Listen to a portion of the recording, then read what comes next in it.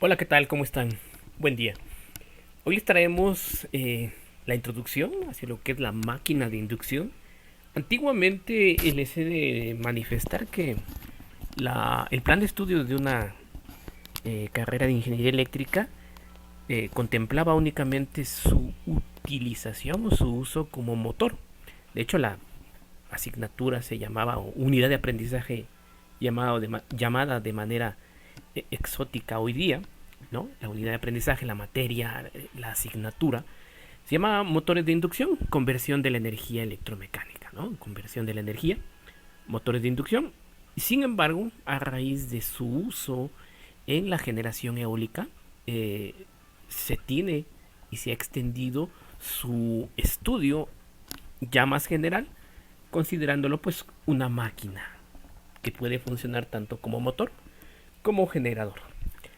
Bien,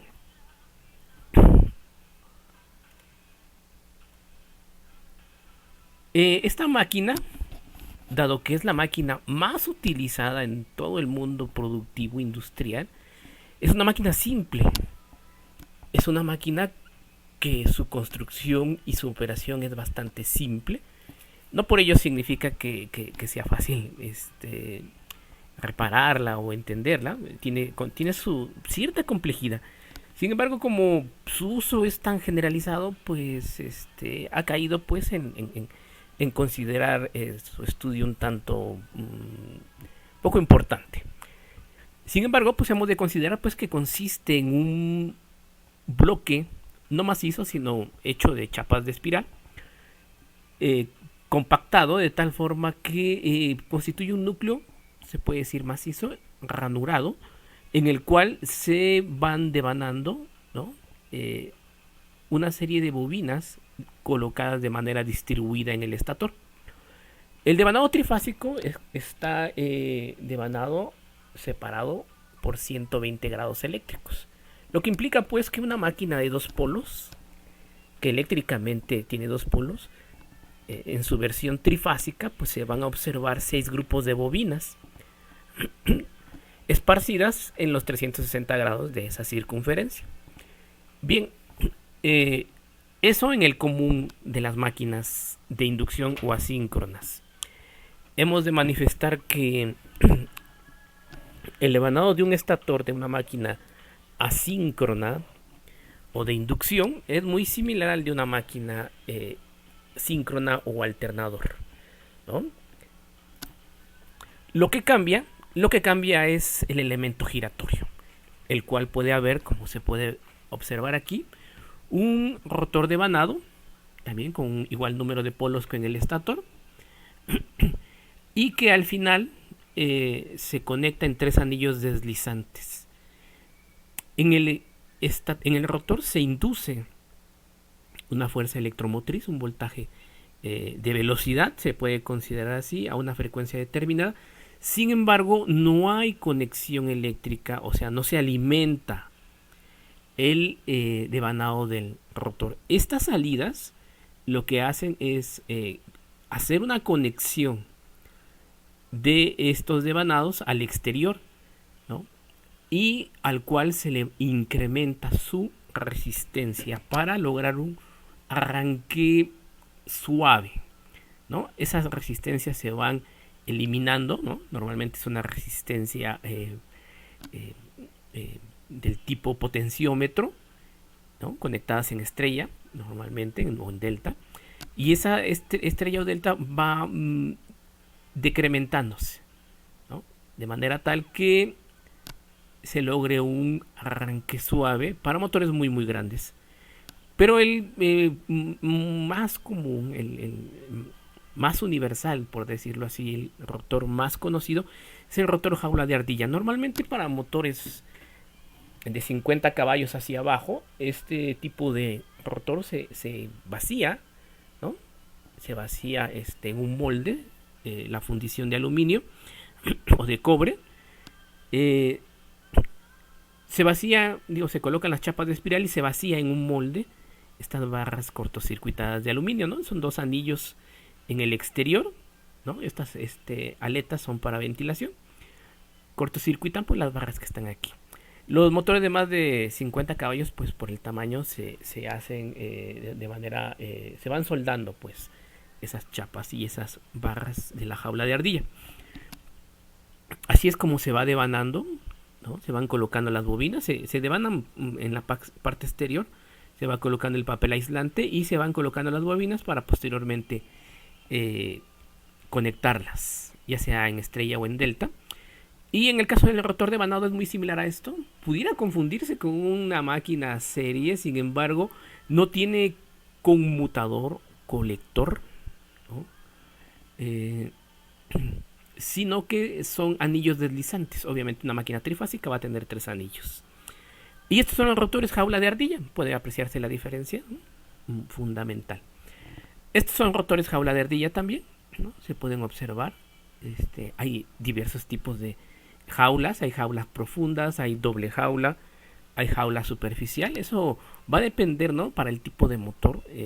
La NEMA, la Asociación de Dispositivos Eléctricos americana, pues los ha clasificado, ¿no? En A, B, C, D, precisamente tratando de cambiar su resistencia rotórica y con ello incrementando la potencia máxima que puede, digo, el par máximo que puede dar. Esta es una hoja de datos, una placa de datos de un motor. Normalmente tiene la marca, tiene la frecuencia, el voltaje al cual se alimenta, el factor de servicio, cuánta sobrecarga puede sostener momentáneamente, la velocidad nominal a plena carga, los amperes que consume, el caballaje, cuántos caballos, en este caso es de 30, el tipo de motor, el aislamiento, ¿no? Clase NEMA, ¿no? O sea, es un motor fundamentalmente con un par máximo, quizás un poco mayor de lo convencional, y de eso consta, obviamente es trifásico, ¿no? Tipos de conexiones, aquí vemos una conexión estrella en la placa de conexiones, ¿no? Aquí se puede observar cómo van conectadas las bobinas, ¿no? Y la placa que forma la estrella, o I también le llaman. Esta es una conexión en delta. Puede observarse aquí las placas como se giran y se conectan de esta forma, ¿no? Entonces es la conexión estrella y la conexión delta o D. Bueno, normalmente un motor, pues, de no ser que fuera un motor fraccionario de poco caballaje, las más de las veces se tiene que constituir, conectar un circuito de arranque, ¿no? Aquí tenemos una botonera, normalmente, que es el sistema que lo acciona, ya sea para un lado, girando por un lado para otro, y el stop, ¿no? Un seccionador, un conector, ¿no? Que vendría siendo el sistema que lo conecta directamente en línea, ¿no? Obviamente, pudiera contener una protección del tipo fusible. Después un contactor, ¿no? Es el elemento que junto con la botonera va a servir para entrar y salir, iniciar su arranque o no, o detenerlo o llevarlo en sentido inverso, en su giro. Aquí tiene un relé térmico, un relevador térmico. A veces se suele colocar una protección termomagnética, ¿no? Y en ocasiones, dependiendo del tipo, normalmente en motores pequeños se coloca lo que le conocen como un guardamotor. Pero en el caso de motores grandes hay una protección redundante. Normalmente aquí contra cortocircuito, la protección de fusibles y la parte termomagnética, pérdidas de una fase o sobrecarga, ¿no? Sobrecarga sostenida. Es el circuito de mando, le llaman, ¿no? El circuito de mando que lo constituye la botonera y el contactor, y el circuito de potencia que lo constituye todo lo demás. Bueno, el motor de AC, el motor asíncrono, ¿no? Bueno, como pasa con los de directa, que ya los vimos, ¿no? La corriente circula por una espira, ¿no? Bueno, se tiene un campo y se tiene la armadura. Aquí, obviamente, la alimentación es en alterna y tenemos 2 anillos deslizantes. Sin embargo, este tipo de motor, digámoslo así, que es armadura giratoria, campo fijo. Para el caso de los motores de alterna convencionales, tenemos un campo magnético giratorio. el cual se va a formar mediante las bobinas de campo, pero distribuidas, y este devanado pues es concentrado, ¿no? Esa es la gran diferencia fundamental. Bueno, su importancia radica en que en el 65% de la energía eléctrica en Estados Unidos es consumida por motores eléctricos. Y en el sector industrial 75% es consumida por motores, ¿no? De ese 75%, 90% son motores de inducción. El otro 10% se puede repartir entre motores de directa y motores síncronos, ¿no? O sea, este es el caballo de batalla industrial. Ese campo magnético giratorio se ejemplifica de esta forma, ¿no? Observen aquí cómo va girando, ¿no? Se va formando, digamos, en la parte colorada un polo norte y en la parte verde un polo sur, ¿no? Entonces, en el estator va girando un campo magnético producido por las tres fases que nos envían, ¿no? En la compañía suministradora. Obviamente estas fases desfasadas a 120 grados. Su sumatoria así eléctrica es cero, ¿no? O sea, eléctricamente a cualquiera diría, bueno, pues es que ¿cómo puede operar si en todo instante las tres fases suman cero? Pero esa tensión, ¿no?, conectada en un devanado produce corriente, y esa corriente multiplicada por el número de vueltas de cada bobina produce una fuerza magnetomotriz, lo que implica que pasamos de lo eléctrico a lo electromagnético. Y la naturaleza de este fasor espacial de fuerza magnetomotriz es de naturaleza ya no puramente eléctrica, sino produce un efecto electromagnético, ¿no?, que a la postre produce inducción magnética, ¿no? Como el elemento rotatorio no tiene alimentación eléctrica, no se engancha con el campo magnético rotatorio, ¿no? No se puede enganchar porque al ser de naturaleza inductiva hay un retraso en su inducción, o sea que la inducción en el elemento giratorio no es instantánea. A ese retraso, a esa parte que podría parecer una pérdida, es lo que le da el arranque a esta máquina. ¿Por qué? Bueno, de entrada podría suscitarse el hecho de que si se conecta directamente a 60 Hz o a 50 Hz, al ser un motor de dos polos, por decirlo de alguna manera, ¿no?, que es la parte más fácil de explicar, si es de dos polos, o sea que se va observando el norte y el sur, dos polos, si es de dos polos, al momento de conectar, esto ya está girando a 3600 vueltas por minuto, 60 vueltas por segundo, 60 Hz. Y para que fuera síncrono, esto tendría que engancharse inmediatamente a 60 Hz, o como quien dice, el rotor ya debería estar girando a 60 vueltas por segundo cuando se reconecta el estator. Y eso pues dirá, bueno, si lo voy a hacer girar a 60 vueltas, entonces ¿para qué necesito un motor?, ¿no? Bueno, sin embargo, ese deslizamiento o ese atraso que sufre el estator al intentar seguir o al intentar igualar la velocidad del campo magnético rotatorio del estator es lo que produce lo que se llama deslizamiento. Y obviamente al arrancar el deslizamiento es del 100%. Pero conforme aquí se empieza a inducir un campo magnético también rotatorio, empieza a seguirlo y ese deslizamiento se va haciendo más corto, al punto en que esto alcanza su velocidad nominal.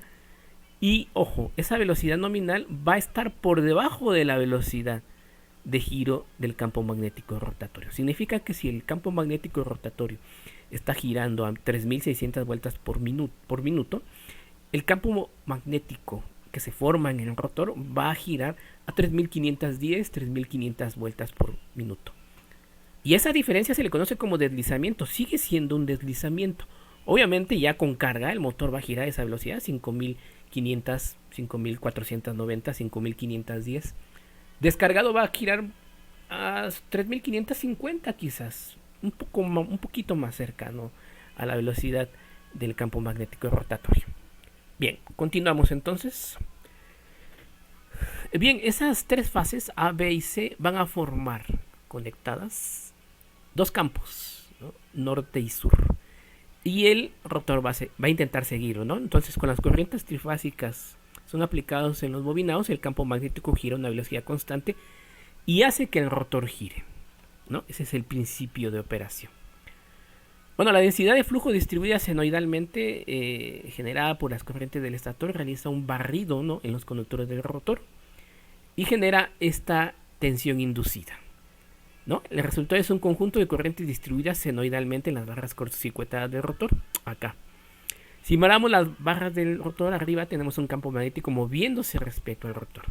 Esto induce una corriente muy elevada en las barras del rotor que apenas ofrecen resistencia, pues están cortocircuitadas por los anillos finales, ¿no? Igual de aluminio o de bronce, cobre.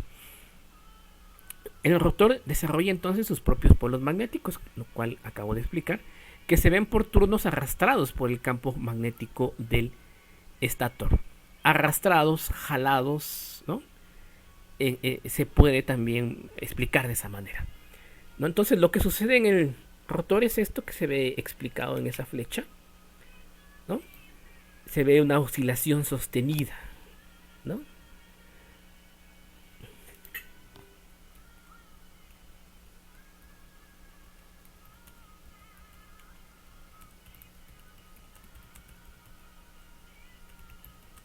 Obsérvenlo. Es un campo, obviamente está girando a una velocidad que se puede considerar visible, ¿no? Bueno, los campos rotantes, esto finalmente da lugar a eso, ¿no? Un campo magnético giratorio. Aquí está la fase 1, la fase 2, la fase 3, están todas las fases conectadas y se puede observar precisamente ese detalle, ¿no? Que eléctricamente, pues les digo, suma cero, pero ya convertido a un fasor de fuerza magnetomotriz, o sea, a otro, ¿no?, a una fuerza ya de otra naturaleza, ¿no? La primera son tres fuerzas eléctricas, tres tensiones eléctricas. Estas tensiones producen corrientes, ¿no?, en las bobinas, y estas corrientes multiplicadas por el número de vueltas producen un fasor de fuerza magnetomotriz, ¿no? Obviamente, al ser de naturaleza alterna, pues van a estar alternando, ¿no? Y tenemos aquí el fasor de fuerza magnetomotriz, que es 3 medios la fuerza de como si actuara uno solo. Es 1.5 veces mayor que si existiera una sola, ¿no? Entonces podemos observar esa gran ventaja competitiva que nos ofrece la alterna, ¿no? El campo magnético giratorio origina un flujo que induce corrientes en el rotor que interactúan con el campo magnético del estator, ¿no? O sea, intenta seguirlo, intenta empatarlo, ¿no? Eso es lo que sucede. Bueno, ¿qué es lo que es el principio de funcionamiento, ¿no? El campo magnético giratorio en el estator tiene esta nomenclatura, ¿no? Número de vueltas es igual a la frecuencia por 2pi sobre el número de polos. Teorema de Ferraris, ¿no? Galileo Ferraris, aquel que a la par de Tesla, sin conocerse, desarrollan la misma teoría. Galileo Ferraris, pues más científico, lo da a conocer por medio de un artículo, y Tesla lo da a conocer por medio de que yo fabrico el motor, lo tengo hecho, ¿no? Es una de las eternas carreras entre científicos trabajando por un lado y los ingenieros trabajando por otro. Y en ocasiones pues llegan a juntarse para discutir lo que están haciendo y retroalimentar sus puntos de vista. Si en un momento dado el matemático dice el modelo matemático para este tipo de dispositivo no se puede obtener de manera exacta, pues el ingeniero lo obtiene de forma aproximada, ¿no?, con sus métodos numéricos. Bueno, el campo magnético en el estator, ¿no?, induce o produce el campo magnético, ¿no?, en el rotor. Circulan corrientes en el rotor, y estas fuerzas electromagnéticas entre las corrientes del rotor y el estator, ¿no?, producen la fuerza de giro. Finalmente, pues el motor gira a una velocidad inferior a la velocidad de sincronismo, pues en caso contrario no se induciría una FM en el rotor y por lo tanto no habría par motor, ¿no? Bueno, entonces de forma muy similar a la máquina de directa, pues en la máquina de alterna se lleva a cabo algo que se podría considerar similar aunque diferente desde la perspectiva de que es corriente alterna. Como había dicho, ¿no?, a la hora de explicarlo, el rotor intenta seguir en su movimiento al campo magnético girando a una velocidad omega. La velocidad de giro omega solo es igual aproximadamente a la velocidad de sincronismo cuando el motor está en vacío, ¿no? Es decir, sin carga. A medida que cargamos el motor, pues, o que le exigimos, ¿no?, más par en el eje, el motor disminuirá la velocidad girando a una velocidad angular menor a la de sincronismo. Por otra parte, la velocidad angular de sincronismo depende de la frecuencia de la red que alimenta el motor y de la forma en que está bobinado el estator, ¿no? Según como se realiza el mismo, tendremos motores de un par de polos, de dos pares de polos, de tres pares de polos, ¿no? En ese aspecto, pues, se puede observar ese detalle, ¿no? Entonces, la velocidad de sincronismo y la velocidad angular, ¿no?, de que depende de la frecuencia, solo son iguales cuando el motor es de un par de polos, ¿no?, o de dos polos, ¿no? Donde omega es la velocidad, la frecuencia angular de la red de alimentación, que es 2pi por f, ¿no? Y p es el número de pares de polos del motor. Solo son iguales cuando es un par de polos. En el caso americano son 3600 a 60 Hz. En el caso europeo, pues serían 3000, ¿no? Y aquí vemos nuevamente esa diferencia, ¿no? Con dos pares de polos se genera un ciclo por vuelta, ¿no? O sea, norte-sur, y luego oscila norte-sur, norte-sur, ¿no? Con cuatro pares de polos, pues se tiene aquí esto, ¿no?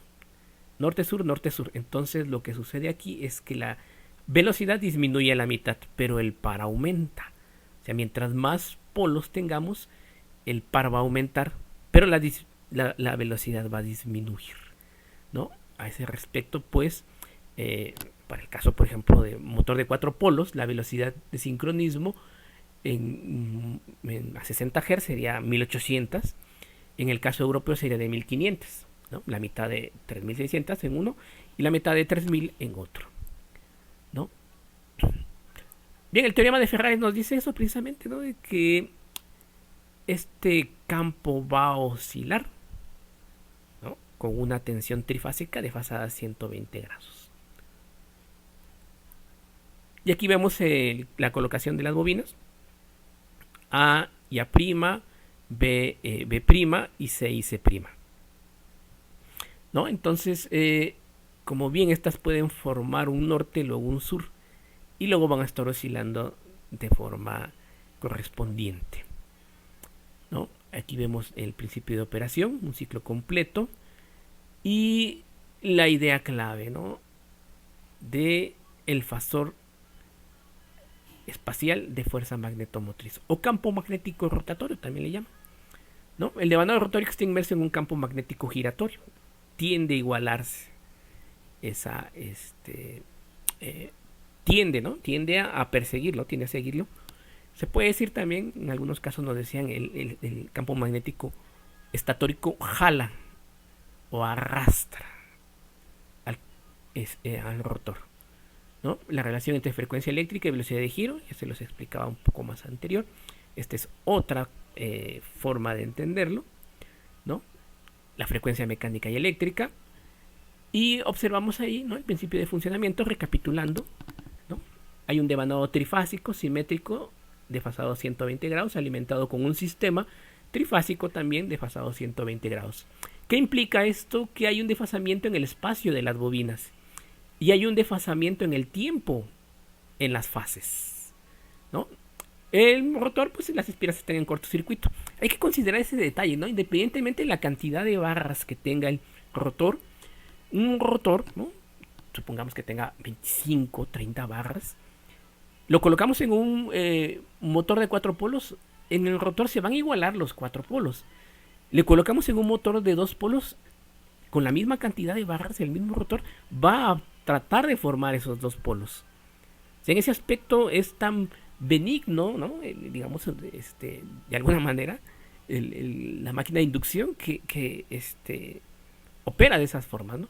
Entonces, este sistema trifásico equilibrado, ¿no?, es un devanado desfasado a 120 grados, produce un campo magnético giratorio mediante la ley de Faraday, Y esto produce precisamente la interacción, ¿no?, de la fuerza electromotriz inducida por el campo giratorio en los conductores del elemento giratorio. Y esas espiras en cortocircuito sometidas a tensión, por ellas circula corriente por las espiras del rotor. Esto produce la ley de Biot-Savart, y con la interacción, ¿no?, produce una fuerza en las espiras del rotor, y esa fuerza, ¿no?, de atracción y repulsión produce finalmente el giro de la máquina. La velocidad a la que gira el campo magnético rotatorio creado por el estator se denomina velocidad de sincronismo. Su valor constituye el límite al que puede girar el rotor. Obviamente ahora ya con los variadores de velocidad, pues ese límite ya no es eléctrico, es un límite electrónico, por decirlo de alguna manera, ¿no?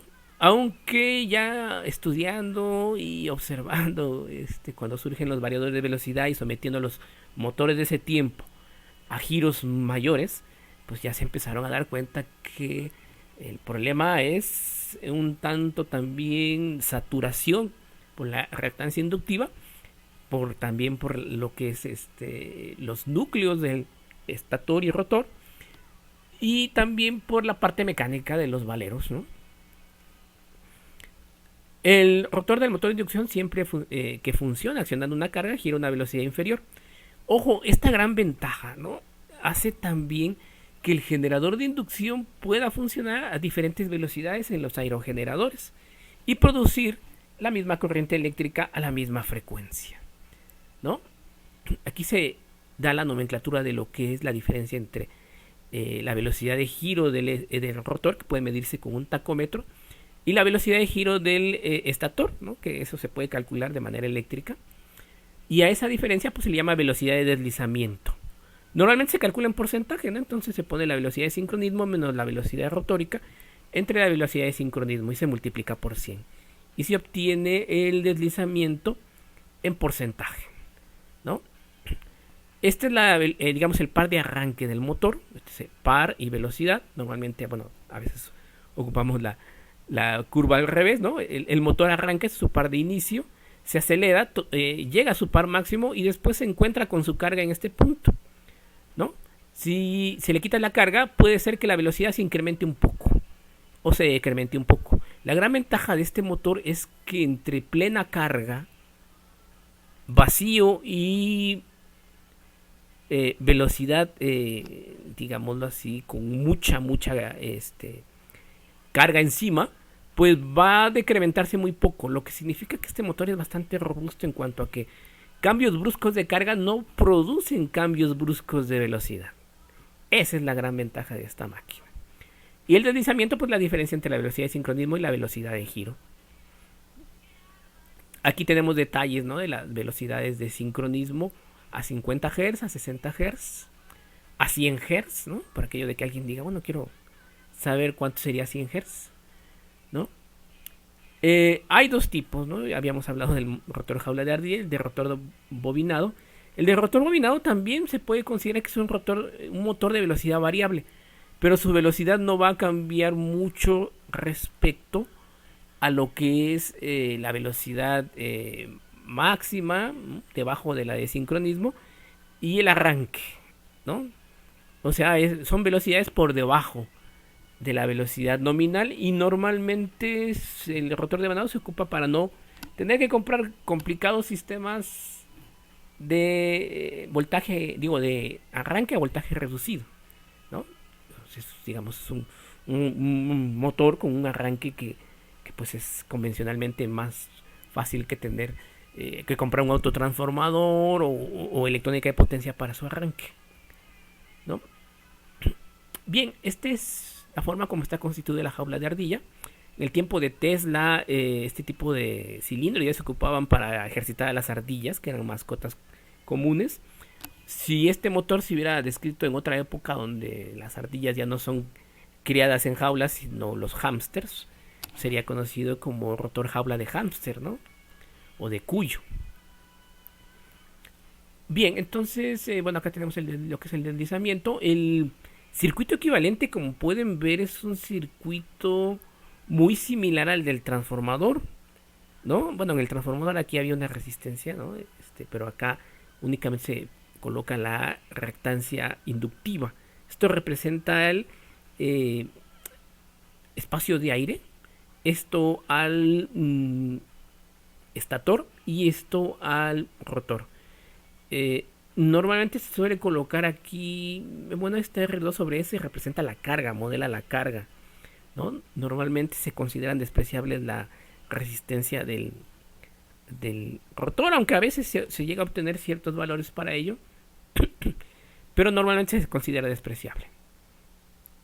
Es el balance de potencias.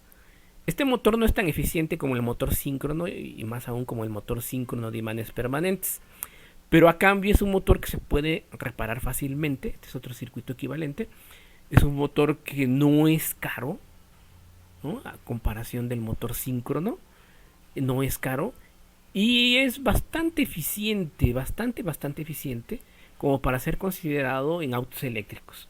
Dicho sea de paso, la gente oriental que fabrica autos eléctricos, Nissan, Yamaha, Mitsubishi, Suzuki, opta más por motores de inducción que por motores síncronos. Los europeos se van más por los síncronos porque buscan ser más eficientes, pero el japonés, el coreano, busca también ser eficiente en cuanto a no gastar tanto dinero y colocar los autos eléctricos en el masificarlos propiamente dicho.